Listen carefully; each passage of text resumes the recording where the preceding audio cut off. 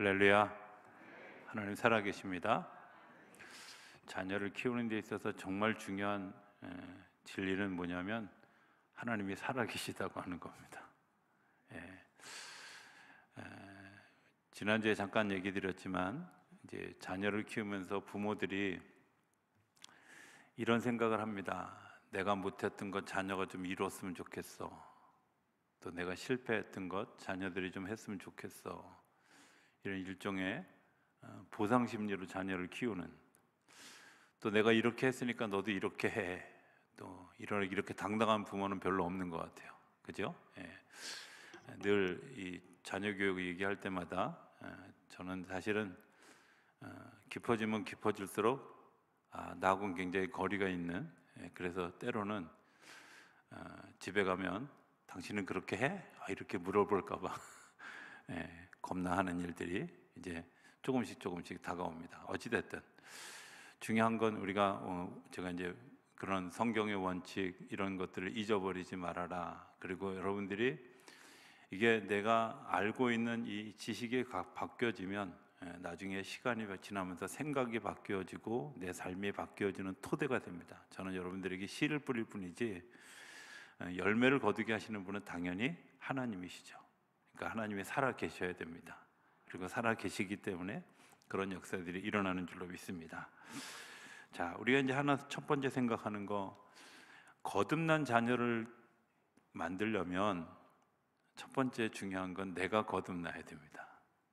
제가 계속 하는 얘기입니다만은 사실은 부모가 부모로서 내가 하나님의 사람으로서 거듭나지 않으면 절대로 자녀들은 거듭난 삶을 살아갈 수가 없습니다.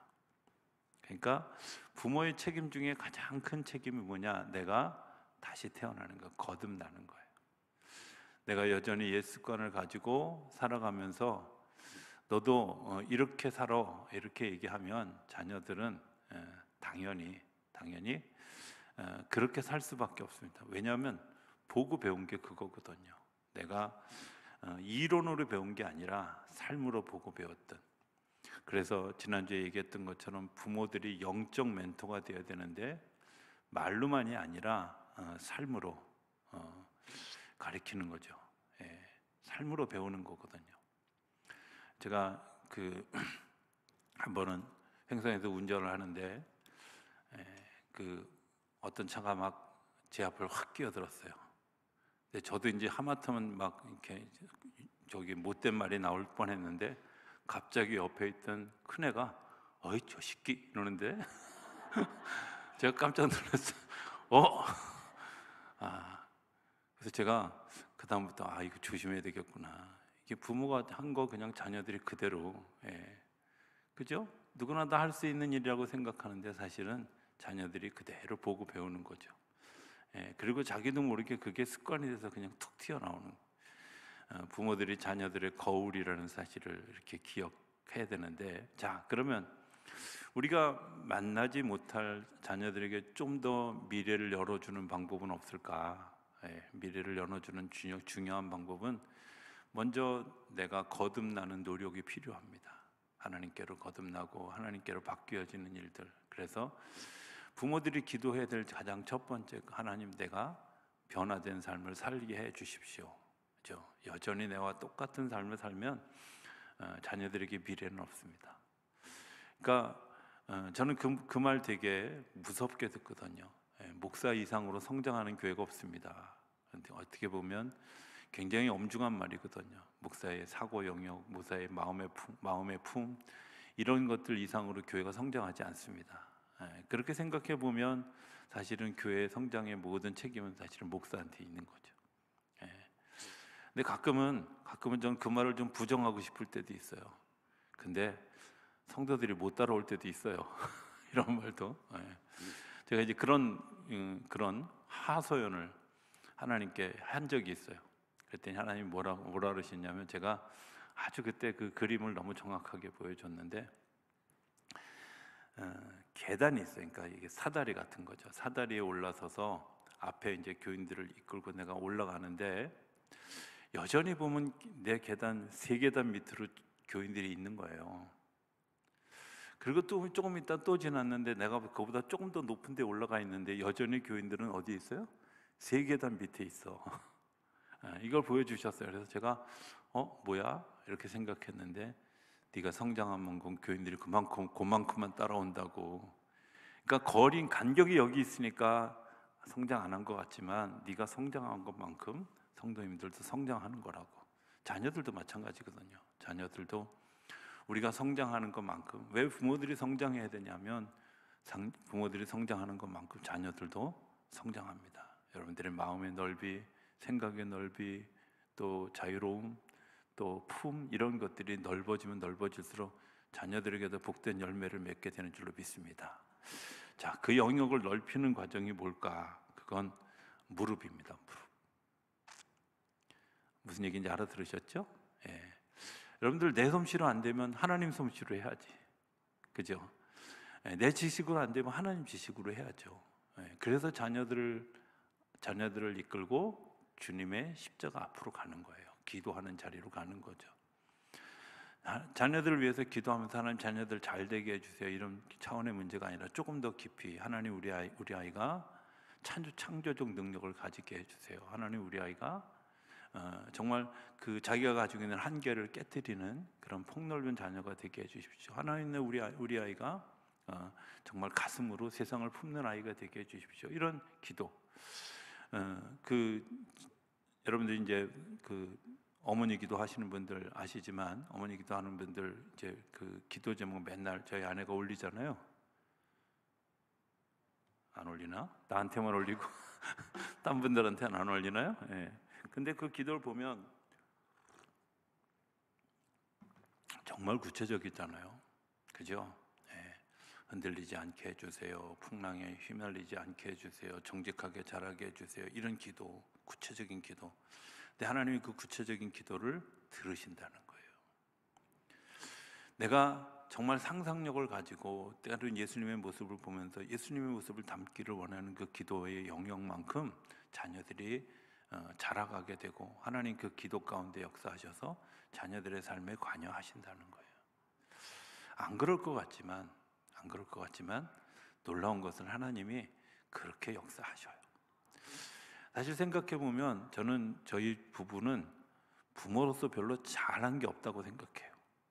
잘한 게, 왜냐하면 뭐 교회 목회한다고 애들 버려두기 일쑤였고요. 애들이 지금도 가끔 그러는데 무슨 뭐 영성운동 한다고 거기 뭐 프로그램 한다고 애들 막 교인 집에 맡겨놓고 그리고 돌아다니고 막 이러고 그래서 도대체 우리 엄마 아빠는 대통령은 텔레비전에 나오지 우리 엄마 아빠는 도대체 볼 수가 없어 뭐 이랬단 말이에요. 그러니까 뭐 제가 자녀들에게 정말 잘 해준 게 별로 없다고 생각이 되어져요. 그런데 분명한 건 우리가 놓지 않았던 것 하나는 기도하는 거죠. 자녀들 축복하고 기도하고 기대하고 하나님 그 영역을 넓혀주세요. 우리가 가르쳐서 된 게 아니라 사실은 그 자녀들이 하나님의 도우심으로 그 삶 가운데 관여되어지고, 어쨌든 성도들의 집에 맡겼을 때도 그 성도들의 집에서 느껴지는 여러 가지 것들을 자기 것으로 소화하고 바꿔줬던 이런 일들이 세워지게 하는 또 다른 역사가 일어나게 되어졌. 그러니까 하나님이 하시는 거죠. 한번 따라해 볼까요? 내 솜씨로 말고 하나님의 솜씨로 하자. 자녀를 키우는 건요, 내 솜씨로 하는 게 아니라 하나님의 솜씨로 해야 돼요. 하나님의 솜씨로 하는 첫 번째 방법이 뭐냐면 모방하는 거예요. 모방하는 거. 여러분들 자녀들 쳐다볼 때 어떤 눈으로 쳐다보세요? 제가 아주 이제 충격적으로, 제가 한 90년도 초반에 충격적으로 이렇게 경험하면서 가슴으로 다가왔던 굉장히 중요한 구절 하나가 있어요. 요한복음 8장에 나오는 예수님이 가나마다 현장에 잡혀온 여인을 이제 바라보던 눈을 묵상하게 되어진 적이 있어요. 예수님이 그 여인을 어떻게 쳐다봤을까? 어떤 눈으로 바라보게 되어졌을까? 어떤 눈으로 바라보았기에 그 회중들이 돌을 들었다 놓고 가게 되었고, 그 여인은 자신의 모습을 고백하고 다시 일어날 용기를 가지게 되어졌을까? 그때 예수님이 그를 정죄하는 눈으로 째려보셨을까? 아니면 정말 심판하는 무서운 눈으로 그를 바라보셨을까? 아니면 긍휼한 눈으로 그것을 바라보셨을까? 뭐 이런 표정, 예수님의 눈길을 묵상한 적이 있어요. 근데 제가 그 눈, 저는 그냥 가만히 뜨고 있어도 째려보는 것처럼 보여요. 작다 보니까. 그리고 눈이 어디 있는지 찾기 어렵다 그래요. 그래서 제가 눈싸움에서 져본 적이 별로 없어요. 남들이 눈 찾다가 지거든요. 근데 그 인자한 미소, 인자한 그 눈빛, 정말 그게 내 삶 속에 있다면 상처 주지 않을 수 있겠다, 이런 마음이 들었어요. 근데 뭐 그 후로도 여전히 째려보고 그 후로도 여전히 정죄한 눈으로 바라보는데, 제 마음속에 한번 들었던 그 예수님의 눈빛에 대한 기대, 이런 것들 때문에 눈빛이 조금씩 바뀌어져 가고, 시간이 지나면서 24시간 중에 그래도 처음에는 뭐 10분이 그랬다면 지금은 한 12시간쯤, 14시간쯤 이렇게 시간이 좀 늘어나지 않았을까. 그렇죠? 우리가 어떤 눈을 가지고 자녀를 바라보는지, 내가 주님을 본받는다, 복사한다, 주님을 따라한다, 모방한다, 이런 건 주님의 말투, 주님의 행동, 주님의 눈빛, 주님의 걸음걸이, 이런 것들을 생각하면서 내가 모방하다 보면 자녀들도 그것을 따라하지 않을까. 정말 주님의 모습이 어떤 모습일지 우리 복음서를 보면서 묵상할 수 있으면 참 좋겠다. 주님의 눈빛, 손짓, 주님의 마음의 넓이, 이런 것들을 생각하는, 그건 기도할 때 생각나고 말씀 읽을 때 생각나거든요. 그렇잖아요. 말씀을 묵상할 때 하나님께서 우리에게 말씀하실 때 어떤 투로 야단치고 책망하듯이 말씀하셨을까요? 제가 이제 가끔 혼자 그 차를 타고 어디 가게 되면 우리 교회에서 정말 저에게 좋은 차를 선물해 주셔서 그 차에 보면 뭐 이렇게 말로 시키는 기능이 있더라고요. 그래서 어느 날 보니까 요한복음 1장 읽어줘 그랬더니 요한복음 1장을 그 차가 막 읽어주는 거예요. 근데 드라마 바이블이라고 하는 책처럼, 그래서 막 거기에 목소리가 여러 목소리가 나와요. 막 여인의 목소리 나오고 남자 목소리 나오고 하나님 목소리 나오고 이렇게.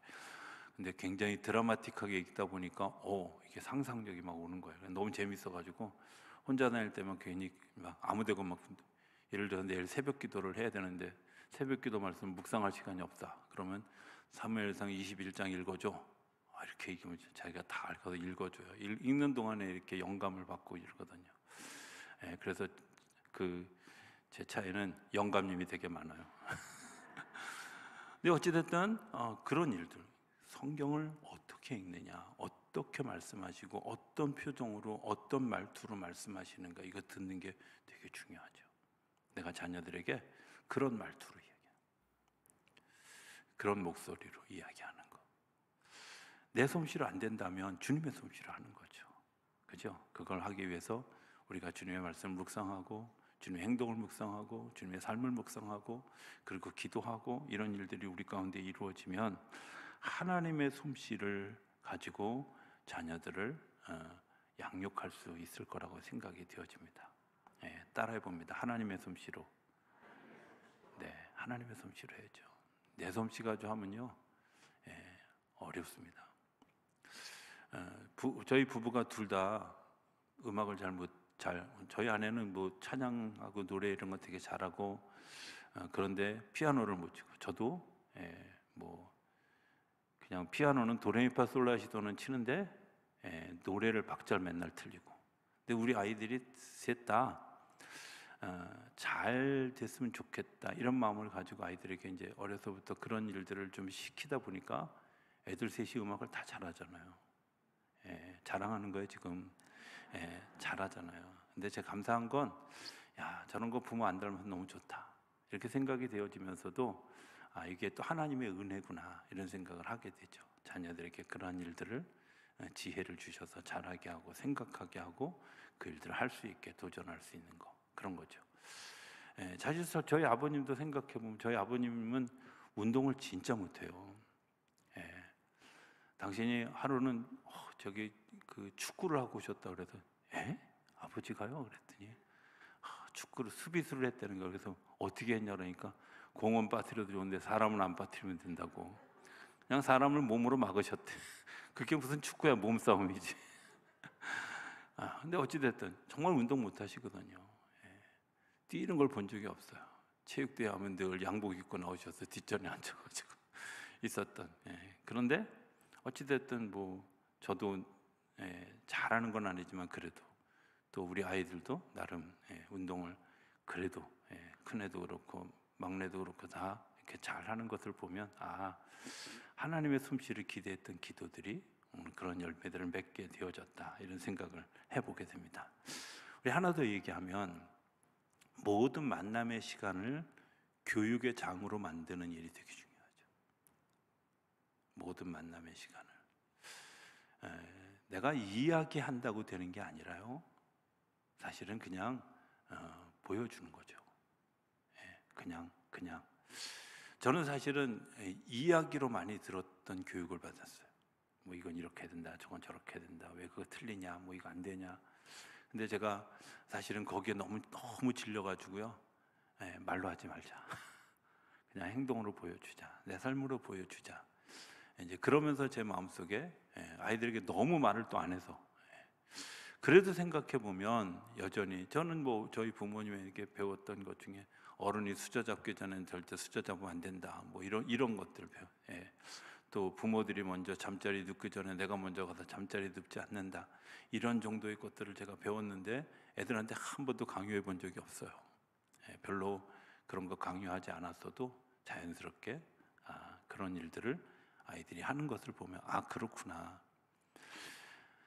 진짜 중요한 건 뭐냐면 그냥 그 만나는 시간들을 하나님이 어떻게 바꿔가는가 하는 것들을 내 삶으로 하나하나씩 보여줘 가면 자녀들이 시간은 좀 늦지만, 시간은 좀 달라지지만, 시간은 좀 더 더디게 느껴지지만 자신감을 가지고 좀 더 견고하게 그 일을 서갈 수 있을 거라고 생각이 되어집니다. 그리고 실제로 그런 일들이 일어나죠. 어떻게 하면 그 자녀들을 교육의 장으로 좀 만들 수 있을까 하는 것들을 제가 자녀들을 이렇게 좀 사랑했으면 좋겠다 하는 10가지 정도 얘기를.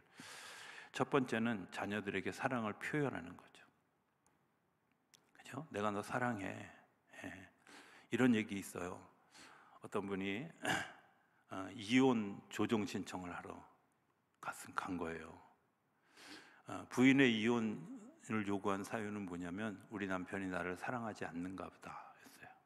왜냐하면 결혼해서 30년 동안에 한 번도 자기한테 사랑한다는 소리를 해본 적이 없대. 그게 또 이혼 사유가 되기도 하나 봐요. 남자분들은 잘 들으세요. 근데 그래서 남편을 소환해서 이제 그 판사가 물어본 거예요.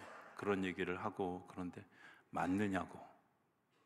그랬더니 남자가 막 갑자기 막 분노를 하면서 뭐라고 얘기하냐면, 분명히 내가 결혼식 할 때 이 아내를 사랑으로 맞이하겠냐, 네 하고 사랑한다고 고백했다는 거야. 그리고 내가 취소한 적이 없는데, 그럼 내가 지금까지 계속 사랑하는 거지. 내가 취소한 적이 없는데. 이게 이제 서로의 갭이잖아요. 그죠? 자녀들도 그럴 수 있어요. 내가 물론 사랑한다는 말 취소하지 않았지만 눈빛과 행동과 삶에서 확인받고 싶어하는, 그죠? 내가 사랑받고 싶어하는 자녀들을 사랑하는 표현이 되게 중요하잖아요. 자녀들을 사랑하는 표현을 잘 하시기 바랍니다. 뭐 방법의 문제는 얼마든지 우리가 할 수 있지만 자녀들을 정말 사랑하고 축복하고 기대하고 있다는 사실을, 어떻게 하면 사랑하고 있는지를 그냥 아실 수 있는 아주 좋은 방법은 여러분들이 갓난아기에게 했던, 혹시 갓난아기가 어떠면 집에서 강아지나 고양이 키우면 강아지, 고양이 사랑하는 표현을 하는 것을 자녀들에게 하시면 돼요. 우리 집엔 개 안 키워서 몰라 이러는 분들이 되게 많은 것 같아요. 자녀들에게 사랑 표현하는. 두 번째, 자녀들의 인격과 감정을 존중해 주라는 거예요. 이제 사실 잘 못하는 것 중에 하나가 뭐냐면 아이들의 인격, 아이들의 감정을 존중하는 일을 잘 못해요. 아이들에게도 인격이 있어요. 그죠? 그들이 느끼는 감정이 되게 중요해요. 근데 사실 이런 감정들을 존중하지 않아요. 저도 수없이 실패했던 것 중에 하나가 그때 자녀의 그런 그 감정들에 대해서 깊이 생각하지 않고 그냥 내 방식대로 생각하는 거죠. 그런데 예수님은 그렇게 하지 않으셨던 것 같아요. 예수님이 그 제자들을 대할 때 제자들의 인격, 제자들의 감정 이런 것들을 잘 컨트롤하시고 그들에 대해서 대응했다는 거예요. 비근한 예 하나를 살짝 들면 요한복음 4장에 보면 예수님이 사마리아 성을 지나가는데 예수님의 제자들이 먹을 걸 준비하러 갔어요. 먹을 걸 준비하러 갔는데 수가성의 여인을 만났잖아요. 수가성의 여인을 만나가지고 그 여인과 이야기를 하는 동안에 자기의 영이 충만해져서 배고픈 걸 잊어버렸어. 그런데 제자들이 쫄래쫄래 이제 먹을 걸 들고 왔단 말이에요. 자, 식사를 하시죠? 예수님이 얘기했는데 예수님이 나 먹기 싫어 이렇게 얘기한 게 아니라 내가 이미 먹을 것을 먹었어. 제자들의 감정을 다치지 않게 그들의 수고가 허물어지지 않도록 예수님이 아주 지혜롭게 대답하는 것을 보게 돼요. 내가 먹었어. 성경에는 표현하지 않지만 미안해.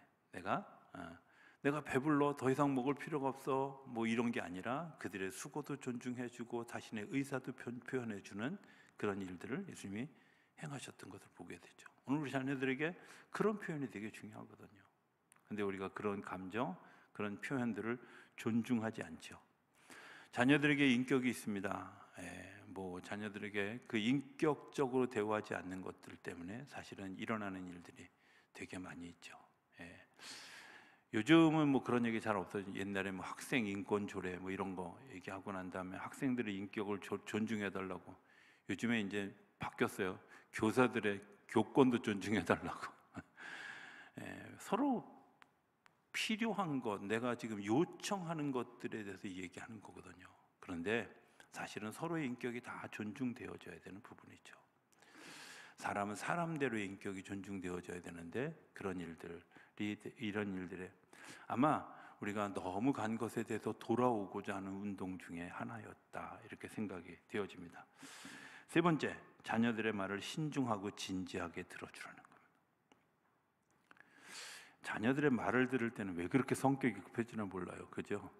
뚝 끊고 그냥 야 거기는 이렇게 하는 거야 막 이렇게 나갈 때가 섣부른 충고는 오히려 자녀들을 망칠 수가 있어요. 저는 이렇게 생각해요. 제가 폴 트루녀의 인생의 사계절이라고 하는 책을 읽으면서 이렇게 느껴졌던 것 하나는 단계가 있다는 거예요. 봄이라는 단계, 여름이라는 단계, 가을이라는 단계, 겨울이라는 단계가 있는데 특히 봄, 어린아이 쪽의 단계에는 그 폴 트루녀가 뭐라고 얘기하냐면 아이들에게 가장 중요한 건 상상력이라는 거예요. 근데 그 상상력을 가지고 엄마한테 아빠한테 얘기를 하는데 바로 그 아이들의 길을 꺾는 상상력을 깨트리는 중요한 방법은 뭐냐면 거짓말하지 마 이러는 거예요. 상상력은 다 거짓말이에요. 왜? 내가 상상해서 나오는 거야. 그런데 그걸 거짓말하지 마 하는 말로 일축해버리면 그 아이는 더 이상 상상하지 않아요. 상상하지 않으면 그 사람의 창의성이 늘어나지 않아요. 창의적인 방법이 늘어나지 않아요. 아이들을 율법 안에 고착시키면 예수 믿는 부모들이 잘못 실수하는 것 중에 하나가 뭐냐면 이렇게 해야 돼 하고 생각도 이 틀 안에 잡아놓으면 그 자녀가 절대 창의적인 생각을 가지지 않아요. 그런데 그 창의적인 생각을 가지지 않도록 고착화시키는 일을 우리가 하고 있다는 거죠. 진짜 중요한 것, 자녀들이 그렇게 말하는 것들이 틀릴지라도 잘못된 일일지라도 일단 듣고 내 생각에는 내가 판단할 때는 내 경험에는 이럴 수도 있어 라고 내 의견을 이야기하는 것 지혜로울 것 같아요. 그런데 일단 끝까지 듣는 게 중요하잖아요. 그죠? 저는 그 자라면서 제일 힘들었던 게 제 말이 잘리는 거예요. 한 번도 제가 준비한 말을 10이면 10을 다 해본 적이 없어요. 어떤 때는 10분의 1, 어떤 때는 20분의 1, 어떤 때는 한 100분의 1로 잘리는 경우. 알았어. 그만해. 네 생각 뭔지 다 알아. 이러면 속으로는 뭘 알아요? 이러면서도 말할 수 없는. 그리고 이제 당신이 가지고 있는 그런 그 막 철학들을 막 얘기하면 공감은 하는데 생각은 옳다고 생각하는데 제 마음이 따라가지 않는 거죠. 왜? 당신이 내 말을 잘랐잖아. 이런 말이 있는. 자녀들의 말을 끝까지 들어주는 일이 굉장히 중요해요. 네 번째, 자녀들의 은사를 발견하고 잘 키워주는 일입니다. 요즘은 이제 그런 부모들을 잘 없지만 오직 공부만 얘기하는 자녀들이 있어요. 오직 공부만 얘기하는 부모. 사실은요, 자녀들이 정말 잘하는 것을 잘하는 것으로 돌려주면 더 큰 일을 할 수 있다고 생각해요. 아시겠지만 에디슨은 난독증이었어요. 글 읽는 걸 잘 못해요. 아시죠? 에디슨이 누군지는 또 우리 옆집에는 그런 애 안 사는데요, 이렇게 얘기하시면 곤란합니다. 그 사람의 창작력은 책을 읽는 데서 나오는 게 아니라 하늘을 보고 땅을 쳐다보고 사람들의 관계 속에서 보면서 여기에 도대체 이런 건 좀 바꾸면 어떨까, 이런 건 어떨까 하는 생각들이 상상력을 끊임없이 현실화시켜간 게 에디슨이 가지고 있는 힘이었어요. 근데 또 공부해 하고 윽박지르고 억눌렀다면 에디슨의 창의력은 다 떨어졌을 거예요. 이런 자녀들이 있어요. 그 자녀들이 가지고 있는 은사들을 은사로 잘 구분해. 목회하면서 제가 늘 마음속에 고민하고 있는 것들은, 저는 우리 성도님들이 가지고 있는 어떤 그분만 잘할 수 있는, 그분이 잘할 수 있는 그것들을 인정해주고 그것들을 잘할 수 있도록 도와주는 일이 목회를 하는 일 중에 굉장히 중요한 거다, 이렇게 생각을 하고, 때로는 의도적으로 실험적으로 이런 일들을 좀 맡겨드렸을 때 그 일들이 그분에게 이렇게 잘 자라나게 하는, 신앙도 잘하고 삶도 잘하게 하는 그런 일이 될 수 있겠다, 이런 생각을 해서 요청하면 그때마다 거절감에 상처를 받거든요. 못해요, 안 해요, 왜 나만 괴롭혀요, 이제 이러면 어렵다는 거죠. 기도하면서 자녀들에게 아마 그런 것들을 좀, 그 자녀들이 뭘 잘할 수 있을까, 그 잘할 수 있는 걸 개발하고 할 수 있도록 격려하고 축복해 주는 일이 굉장히 중요하죠. 한꺼번에 한 10개 하면 여러분들이 머리가 복잡해질 것 같아서 한 5개만으로 줄이려고 지금 다섯 번째, 격려하는 거죠. 격려하는 데 있어서 제일 중요한 거 두 단어가 있습니다. 적극적이고 긍정적이에요. 아이들이 제일 많이 쓰는 단어가 뭔지 아세요? 말 처음 배울 때 제일 먼저 쓰는 단어가 안 해, 싫어, 못해, 이런 거예요. 그거 누가 썼게요? 누가 썼게요? 어른들이 썼어요. 아이들이 그 말 먼저 개발한 게 아니에요. 싫어, 못해, 안 해, 땡깡 쓰고 막 이러는 거 다 이게 부모들한테 배운 거란 말이에요. 자녀들에게 잘할 수 있어, 이 한마디가 얼마나 큰 힘이 되는지, 잘할 수 있어, 이게 얼마나 큰 힘이 되는지. 잘할 수 있도록 하기 위해서 가지는 굉장히 중요한 건 적극적으로 그 일을 나서주고 그 일에 대해서 애쓰는, 이게 두 가지가 밸런스를 잘 맞춰야 됩니다. 제가 우리 어머님의 적극성을 인정해요. 우리 어머님이 적극적인 거 가지고는 정말 뒤따라갈 사람이 없어요. 왜냐하면 치맛바람도 적극적으로 일으키고요, 운동회 할 때 막 반칙을 써서도 반드시 이겨야 되고요, 심지어 제가 초등학교 3학년 때 그 황금박쥐 놀이를 하다가, 뭔지 잘 모르시는 분들이 있을, 어쨌든 공사장 2층에서 이거 이렇게 빨간 거 이렇게 걸치고 뛰어내리다가 못에 발이 찔린 거예요.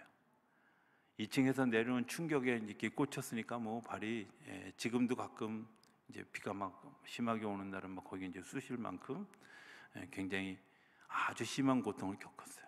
자, 그런데 우리 어머님이 얼마나 대단하신 분이냐면, 학교는 빠지면 안 된다.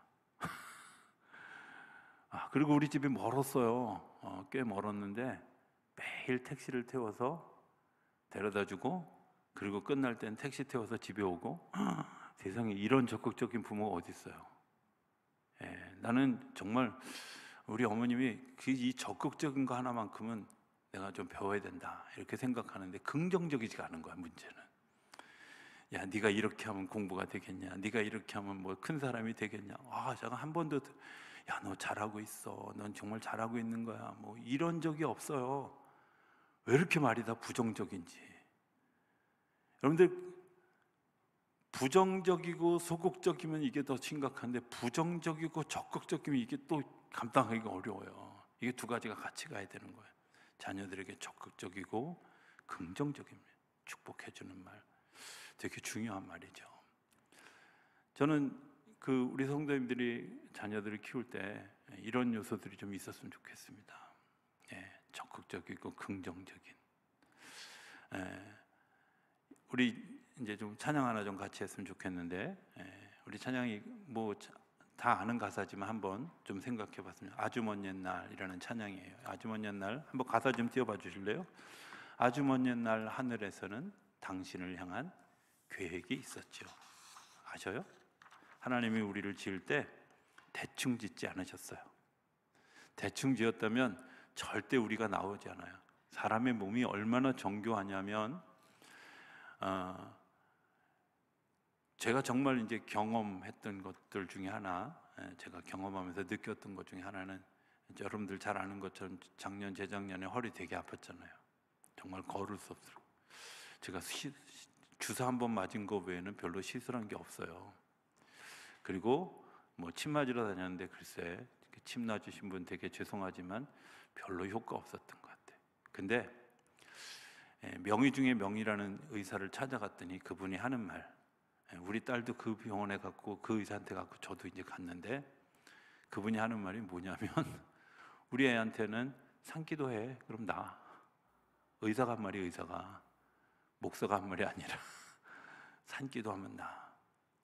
저한테도 뭐라 그랬냐면, 허리는요 자연 복원력이 있어서 내가 자세를 바르게 하고 기대하면 어느 날 제자리로 돌아옵니다.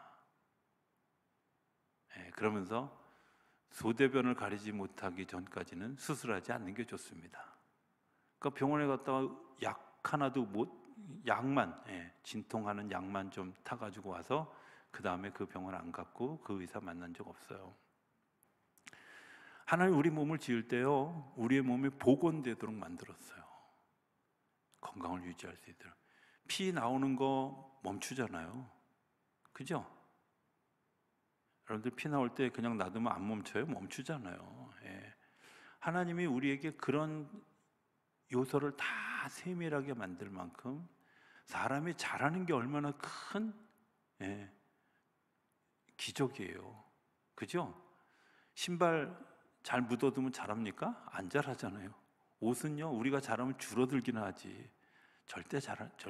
그런데 하나님은 성장하도록 사람을 만들 때 너무 놀랍게 아주 정밀하게 계획적으로 지으셨어요. 아주 먼 옛날 하늘에서는 당신을 향한 계획이 있었는데, 어떤 계획? 이 세상 무엇보다도 귀하게 나의 손으로 창조했다고. 누굴요? 저와 여러분들과 여러분들의 자녀들을. 누가? 하나님이 지으셨는데 무엇보다도 귀하게 나의 손으로 창조했다고. 그리고 내가 너로 인하여 기뻐하노라. 내가 너를 사랑하노라. 이게 하나님이 우리에게 주신 마음이에요.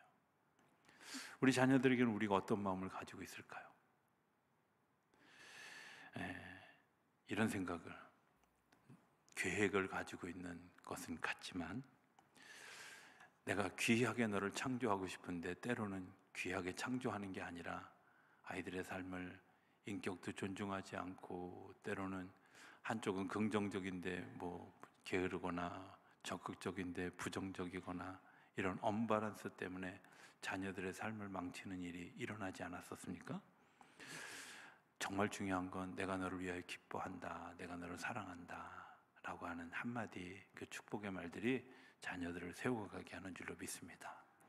오늘 이 찬양 우리 좀 같이 부를 건데, 여러분들이 한번 스스로에게 내가 먼저 변해야 되니까 나를 향한 계획들이 있는 걸 기억하시고 찬양하고, 집에 가서 여러분들이 그런 찬양을 되뇌일 때는 자녀들 한 사람 한 사람을 기억하면서 그렇게 찬양할 수 있었으면 좋겠습니다.